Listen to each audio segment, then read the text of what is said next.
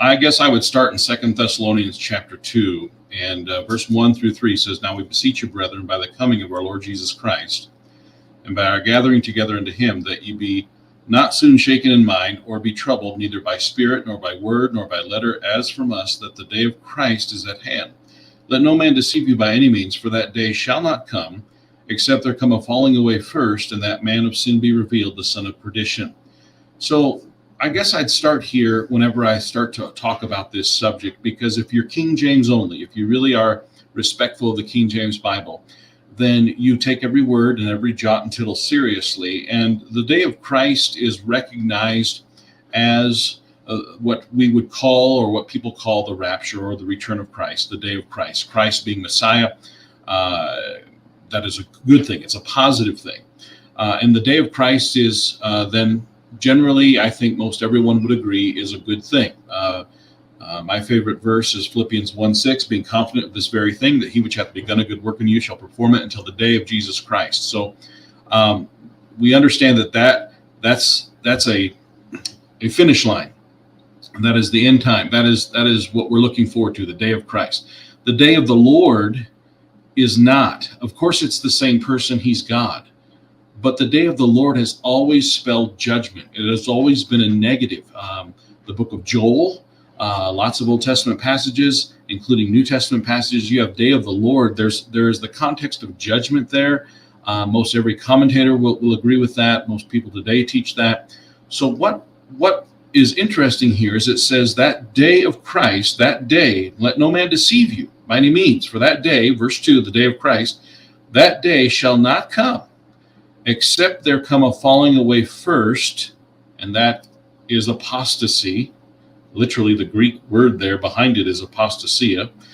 Shall come a falling away first, and that man of sin be revealed, the son of perdition. Everyone agrees that that would be what they call the Antichrist, the man of sin, the son of perdition. So it's saying there that that day shall not come until there's a falling away. We're seeing that happening. And the man of sin be revealed. So right there, I've got a problem, because it's telling me the day of Christ is going to happen after these two events. It's going to take place after the falling away. And he's reassuring the Thessalonian believers that they didn't miss the day of Christ. So what have the modern versions done? Well, the Alexandrian text, which is where the corrupted Greek source that all of our modern versions come from, virtually every modern version says day of the Lord. They just changed it, day of the Lord. And it literally says it in the critical, corrupt Greek Alexandrian text. It says day of the Lord instead of day of Christ. It says day of Kyriou. Kyriou is Greek for Lord. Well, you go to the Textus Receptus, so the received text, and it says day of Christos. Christos is Christ. So literally, it is in the Greek. It's even in the Greek. And the modern versions have chosen that corrupted version, that corrupted lineage of manuscripts from the Alexandrian line, and that's how they get around it. So I have no big, huge surprise that John MacArthur or David Jeremiah or some of these other guys would choose to go with that version versus the King James Version.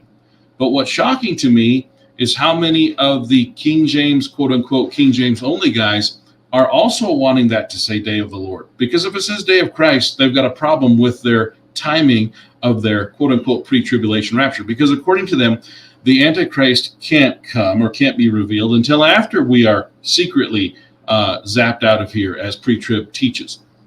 And so right there, I have a problem. And George Mueller, he understood this. He was asked this over 100 years ago, and he went right to this passage, and he says, well, according to what I read here, there's no way. It just can't happen. He's going to come after the falling away and after the man of sin is revealed. And so there's where I would start. And I would also point out to you that many of your, like I say, King James only, quote unquote, defenders are leaning to day of the Lord and wanting it to say day of the Lord. I don't even know if all of them realize that they're siding with the modern versions when they do that, but they are.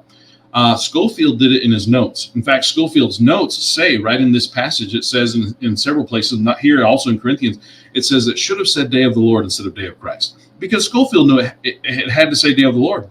And so he said it should have said day of the Lord. And so then what you see, guys that are still living right now, David Cloud, David Sorensen, guys that have passed away recently, Henry Morris, guys from times past further, John R. Rice or R.A. Torrey. These people all said, well, you know, day of Christ, day of the Lord, same thing, same person. I agree it's the same person, but it's not the same day. It's not going to be the same day. In other words, it could be the same exact time of day.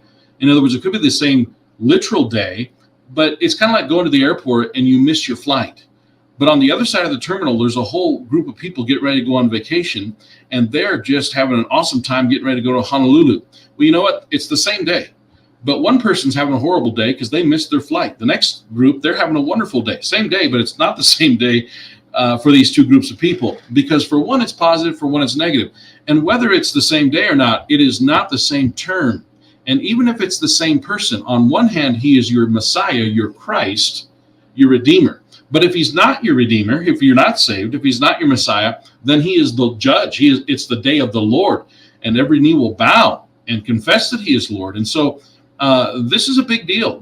And so I'd start here and say, hey, if you're really King James only, then does that say day of Christ or does it say day of the Lord? Did he mean Lord when he said day of Christ? If he meant day of Christ or day of Lord, why did he say day of Christ? And why is it in the Greek even different? And not only that, but if you look at your Catholic Bibles, it says day of the Lord. If you look at your New World Translation, it says day of Jehovah instead of Christ. You see, the modern versions, the corrupt versions, they have it wrong on purpose because this whole bad theology called pre-trib, it comes from error. It comes from Satan, I believe, and many good people have swallowed into it. So if you're going to be King James only, I'd start there.